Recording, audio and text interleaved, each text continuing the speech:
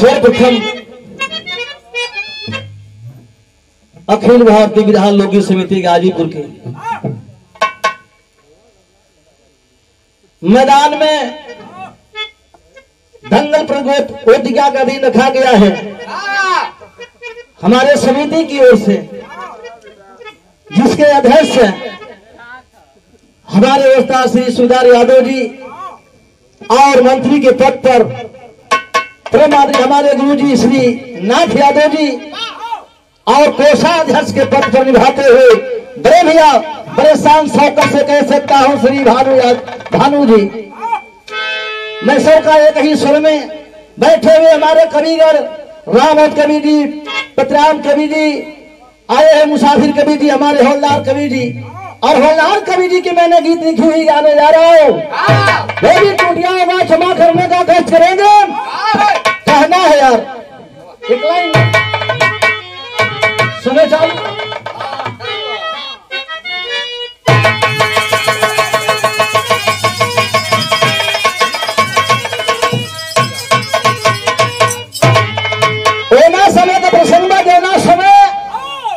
राजा चंद्रसेन अपने राज पर विजमान हवन, लेकिन उन्हीं की नगरी में थी दुखियारी हो, माई बुढ़िया हो, अपनी 12 साल बेटवा के लेकर के अपने आस में 4 दिन का भूखा हो तो चल ही है।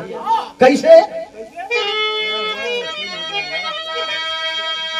सत्य की खोज में सत्यवादी चले, पर पता चलते चलते मही मिल गई, क्या कहूं उस समय चक्र की वेदना, उसी अभागे को आखिरी मंजिल मिल ही गई। किया कर्म अच्छा है जिसने जहां में, अरे मिली है धरा पे उसी को चुनौती, औरों के खाती नहीं रोने वाले, अरे इसी कार्य से मिलती हमारे मुक्ति।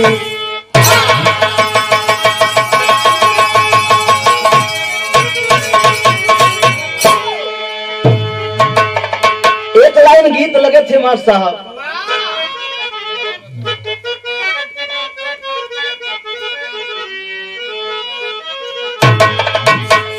विजय यादव जी अजीज मित्र हुआ, गीत लिखलन हमारे हवलदार कवि जी, गीत के भाव रानी मन, लेकिन लिखलन का लिखलन, अरे तूने अजीब रचा भगवान,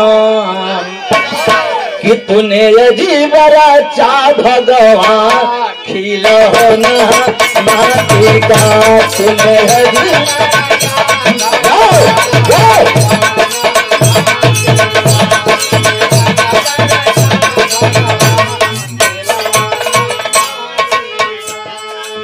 हौलदार कवि जी की कलम लिखी है, जब रूठ गई है, जब रूठ गई है भगवान, बोला फिरी का करवा, जब रूठ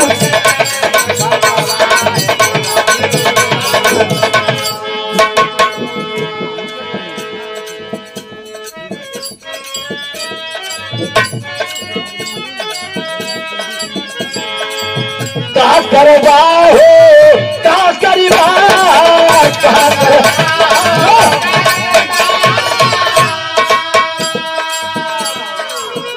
केतनो हवा बलवान, केतनो हवा बलवान, का करवा, केतनो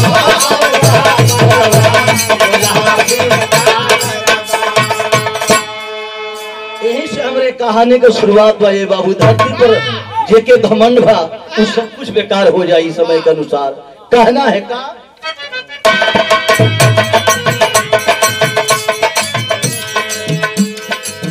किसी को राज से भी रंग बना देते हैं, किसी को राज राज के भी रंग बना देते हैं, आई है खासियत में औकात में ला देते हैं। जरूरी हो गया जहान में सिकंदर को, जरूरी हो गया जहान में सिकंदर को, उसे मालूम नहीं था पी गया समंदर। माए तो बुढ़िया अपने बेटे संग लाचार रही, माए तो बुढ़िया अपने बेटे संग लाचार रही, मिलेगा भोजन कहाँ मन ही मन विचार रही।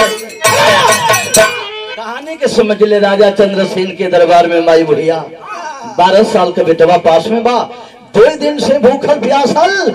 माई अपने बेटवा के लेके मन में विचार करती है, मन जी हमने का राजा बा, इनकिन के द्वारे गैला पर कुछ न मिलत बा, लेकिन अपने राजा के पास जाए तो जरूर 2-4-10 दिन का व्यवस्था बना दी। आस लगौले माई पहुंचल है, दरबारी लोग खड़ा हवन, आवाज देना माई, भैया बाबू हमें राजा चंद्रसेन से मिले के बाद। दरबारी कहन कितने भिखारी आवल, कितने चली जालन, तोरा जैसन दरबारी में 1000 गो लाइन लगेले, राजा चंद्रसेन तो उससे मिली ना सकेला। जा धक्का मार के माई बुढ़िया के निकलले हो बाबू, शाम को वक्त हो, बगलिया में बैठल हैं, एक मरई हो मुर्रुवत हो बैठ के माई बुढ़िया कह लगता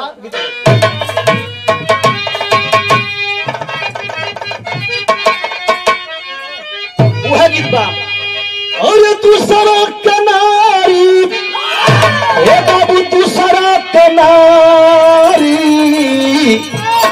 अरे लागे नी प्यारी का है तू सड़क किनारी, लागे का है तू सड़क किनारी है।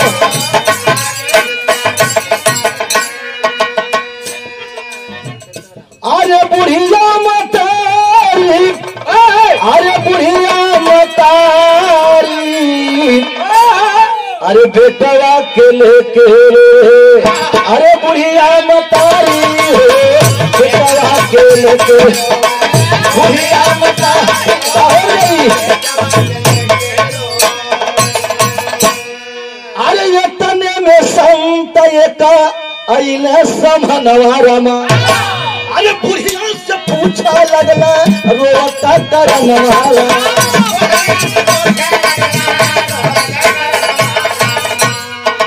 और घर से भगावल हो की अरे कवनो लाचारी।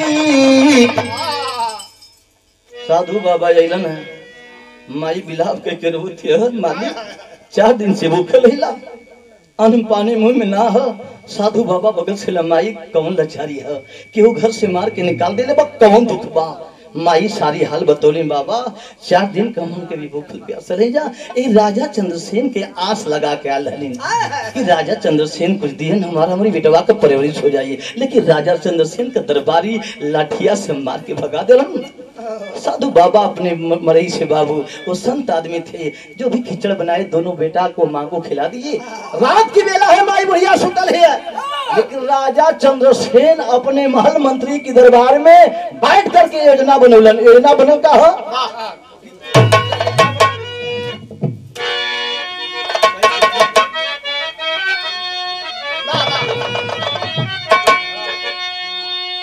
अरे चैत्य गर्मी, चैत्य गर्मी असरी तोहरा करेला की ना,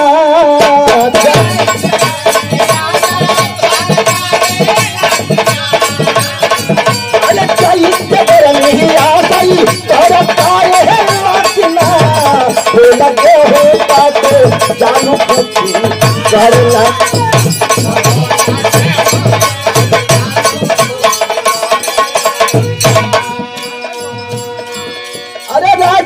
अपना माना में विचार कैले,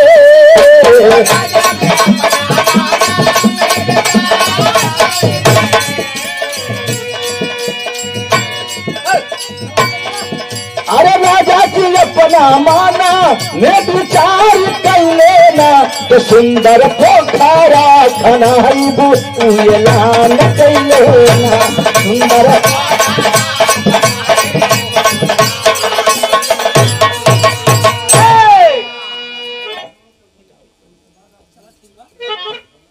मान ली हमारे परम पूजनीय श्री पत्रराम कवि जी भूलगा गौरसुर के धरती से बहुत बहुत प्रणाम, बड़ा आशीर्वाद आया, सबके प्रणाम बा। कहना पड़ा का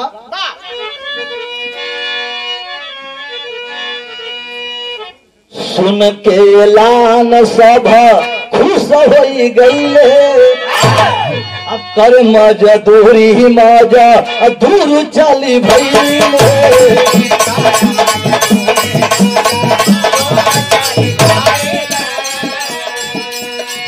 अरे मिली दिहाड़ी भोजन तीन गुलो चाल भइले ना,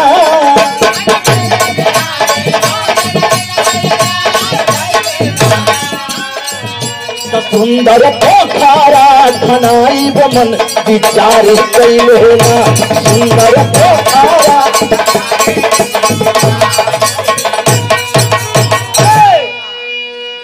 आज राजा चंद्रसेन अपने दरबार में ऐलान कैलन, आखिरकार पूरे राज्य से मंत्री से ऐलान करा दे कि सबके बताया था एक से बहुत विशाल पोखरा खने के बाद वही पोखरा के अंदर खनी ओके भोजन भी मिली और ओके तनख्वाह भी दिहल जाई, हर बात की व्यवस्था हो गई है। आज साधु बाबा रोहिल के बतावत हूँ बचवा निस्वार्थ भाव से जाके काम करवा, राजा चंद्रसेन तो के हर कुछ दिहन। माई बेटा बोलन, माई बुढ़िया अपन बैठल हमरे में, बेटवा रोहित 8 दिन काम कैले हन। 8वां दिन के बाद में आज मंत्री जी हफ्ता बाटे शुरू कैलन। रोहित भोजन पावत बा, लेकिन रोहित पैसा लेवे न जात बा। जब पैसा लेवे न गए, धीरे धीरे 2 हफ्ता बीत गई, बतिया राजा चंद्रसेन के पास मंत्री चाचा पहुंचा देलन। और जब मंत्री चाचा पहुंचा देलन, मंत्री चाचा का बात सुन करके राजा चंद्रसेन कहलन एक दिन करा महल में बुलावा। कैसे बुलाओ थोड़ा गीत लगते।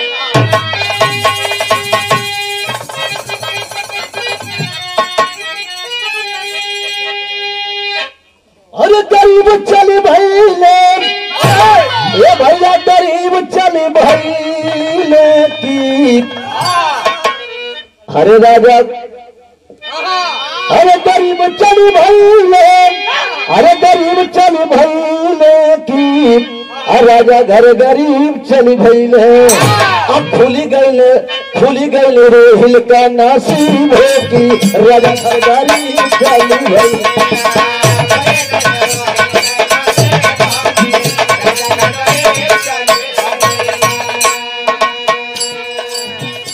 गईले दरबार में आई, अरे राजा गईले दरबार में आई, तो राजा पास अपने बोलाई हो कि राजा घर गरीब चली भईले, राजा घर गरीब चली भईले। अब पहुंचे न रोहिल जब तारीफ हो कि राजा घर गरीब चली।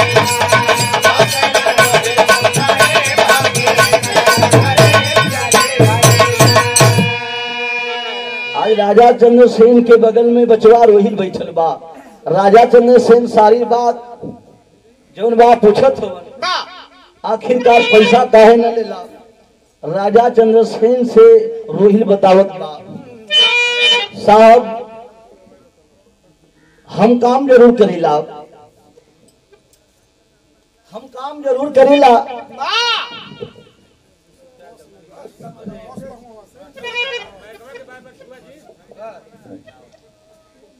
ये बात बतौलन हम नौकरी आपके यहाँ जरूर करीला, लेकिन पैसवा केकरा खातिर ले जाके दे। जहाँ हमके भोजन ना मिलत रहा, हम भोजन करे लगली, माई भी हमारे भोजन से भोजन करे लगल, तो हमके पैसा का जरूरत ना है। राजा साहब से बतावा लगलन का ये काम केकर बा। राजा साहब कहलन काम हमार बा, सबके पैसा मिला थे आपके भी मिल कहे साहब तो आपके कर हुआ कल हम प्रजा कहिला। तब लेकर रोहित बतौर की साहब जब आप प्रजा का हुआ आप हमारे हम तुहार हिला, तो क्या अपनों से कोई पैसा लेता है। आज इनकार कर गए बाबू। राजा सोचत बा ऐसा ईमानदार और नेक लड़का आज तक हमारे दरबार बीच में नहीं दिखाई दिया। धीरे धीरे बतिया आगे बढ़ल बा। राजा चंद्रसेन बड़ा खुश भइलन, और जब खुश भइलन वृद्धा आश्रम में सेवा करे के माई बाबू के लगा देलन।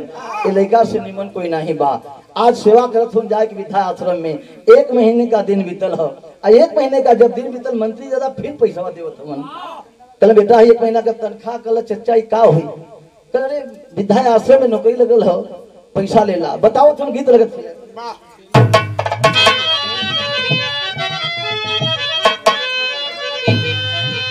अरे भाई कर्मों पर जो विश्वास कर गया, ए बाबू कर्मों पर जो विश्वास कर गया, शोहरत कदम चूमती कायम है इतिहास। अरे कहन राजा भर के मधुर बानी ज्ञानी बचरा से, अरे कहन राजा भर के मधुर बानी बचरा ज्ञानी से, अब तुम्हारा जैसा नाम देखने अभिमानी बचरा ज्ञान।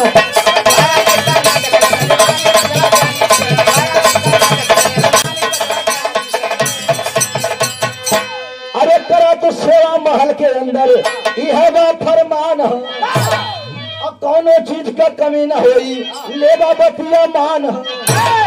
अरे सफल हो जाई तोरे डारी अनजानी बचवा ज्ञानी से। सारा बात बतावे लगलन, आज जे महल में सेवा करबा कोनो चीज का कमी ना हमारी दरबार में बा। 1 महीना का 2 महीना का दिन बीतन फिर रोहित पैसा न लेत बा। समझावत हो मंत्री के यार पैसा क्यों नहीं लेते हो?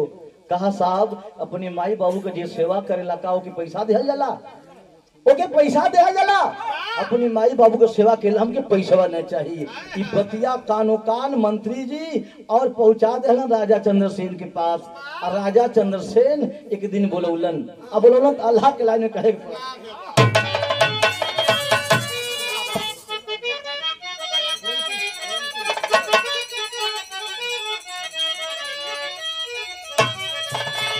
अरे सौरभ के छोड़ दे, हई स्वार्थ के छोड़ दे, अन्य स्वार्थ अपनैहा भैया।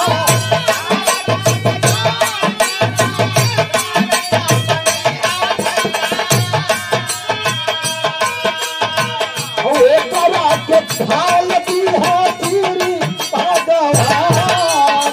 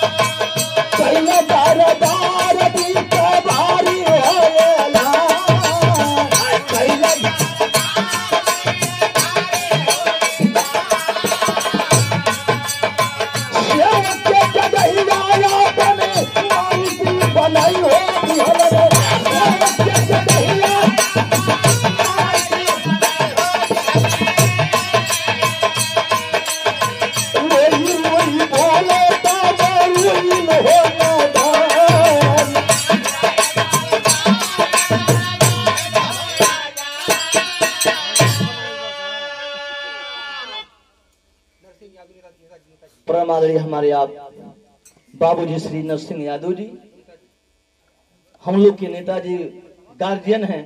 पैदल चल के बड़ा मेहनत से आप लेट होत रहे से चलिए, नजाज मत हो खब। और हमारे परम पूजनीय आप बाबूजी की ओर से 151 रुपया से और आपसे बहुत रुपयों से हौसला हुआ आप नरसिंह बाबूजी से। और हमारे गुरुजी श्री राम और पहलवान कवि जी करार के धरती से बहुत बहुत प्रणाम। आपका पांव छूकर के सारे भैयों को प्रणाम करते ला। कहना है बाबू राजा के फिर चंद्रसेन खुश भइलन, महल के अंदर बुलवाए, सारे लोगों के सामने बैठा दिए, बैठा करके ऐलान करा दिए आज सोचवा रोहिल तुम्हें मंत्री के पद दिया जाता है। ये तने बतिया सुनता झरझर झरझर रोहिल की अखिया से आंसू गिरे लगल। ना साहब ना ना, हम ये जो के ना साहब, हम जोनी स्थान पर रही साहब, अपनी माई बाबू का सेवा करते हैं, वही माई बाबू का सेवा पर लगा दी साहब। अपनी माई बाबू बिना जी ना पाई। अल्लाह के लाइन में 2 नंबर बताओ उनका।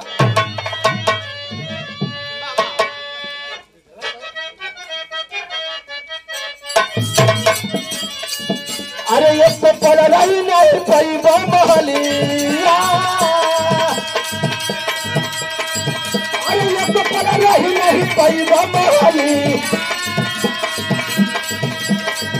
अरे चले गई नारी बिना साहब पराना,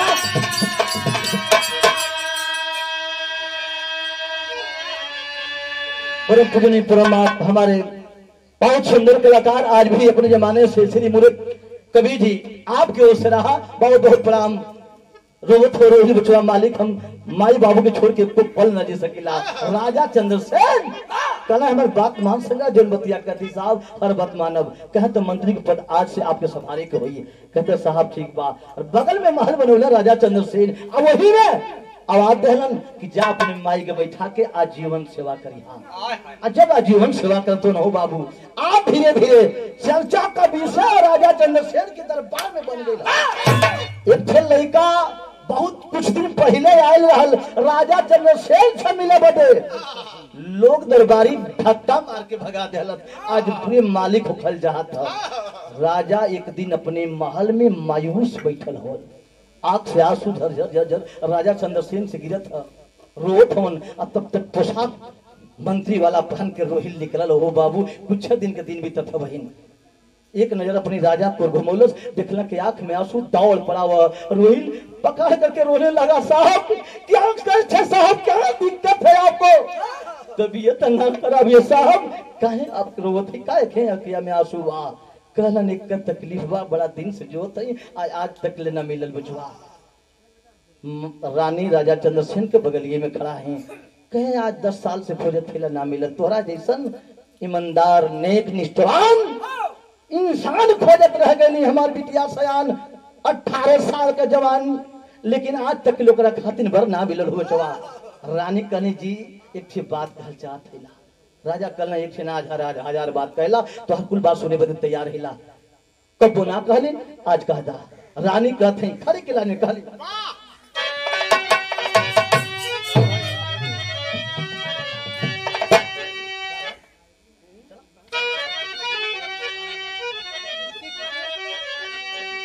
तो खुशियां का बाजा खुशियां का बाजा अरे पजवाई राजा जी तो पेट वाला रोहिल के थमाई राजा।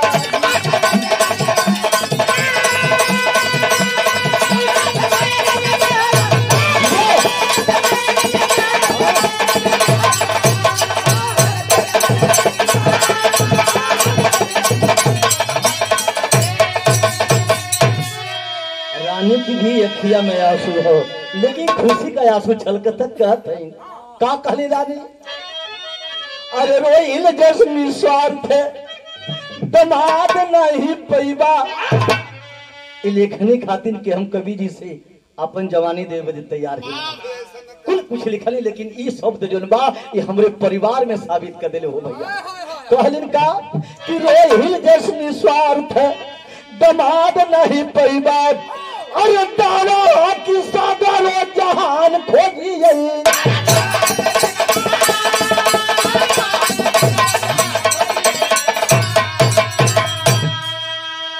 तो हमारे मनवा का सपना पूरा राजा जी तो पेटी वाला रोहिल के थमावा राजा।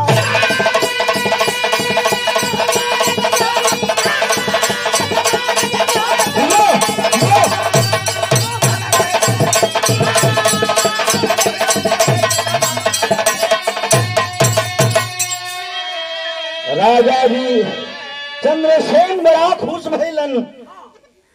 खड़ा हो समाज में एक तरफ रोहिल हो आंख में आंसू हो रानी की भी आंख में आंसू हो राजा की आंख में भी आंसू हो लेकिन आंसू खुशी कहो। इतना दिन खोजत रह गई दरबार में आज सामने हमार दामाद रूपी खड़ा हुआ।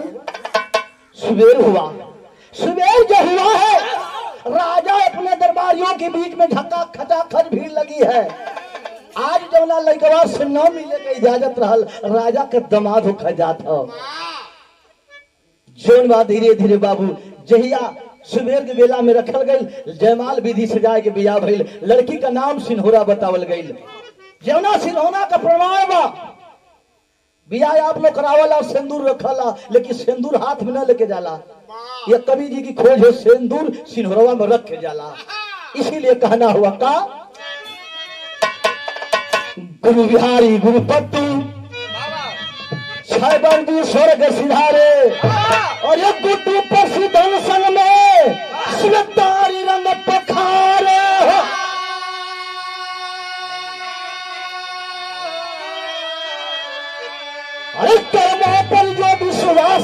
गया।